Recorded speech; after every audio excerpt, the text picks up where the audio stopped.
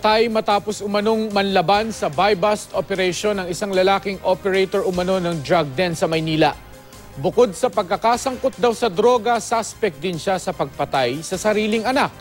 Makibalita tayo kay Mav Gonzales. Nasa drug watchlist ng MPD Station 10 si Roger Barcena alias Rex o SK. Napatay siya kaninang madaling araw sa Kahilom 3 sa Pandacan, Maynila matapos umanong manlaban sa buy-bust operation. Yung intel natin na yung bahay niya ginagawa niyang drug den at nagbebenta rin siya ng drugs. So nagkasatayan ng buy-bust operation to dito. Nung matunugan niya na polis kinuha niya yung sumpak-sumpak ang gamit Buti nga hindi niya naikasa at hindi tinamaan hindi niya nakuha ang ipotok.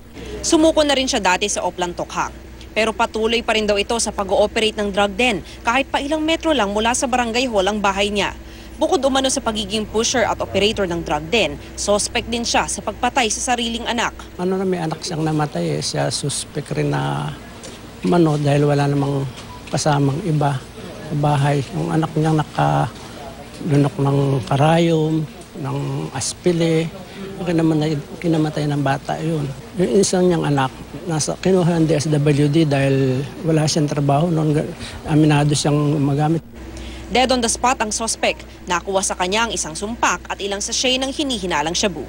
Mav Gonzales, GMA News.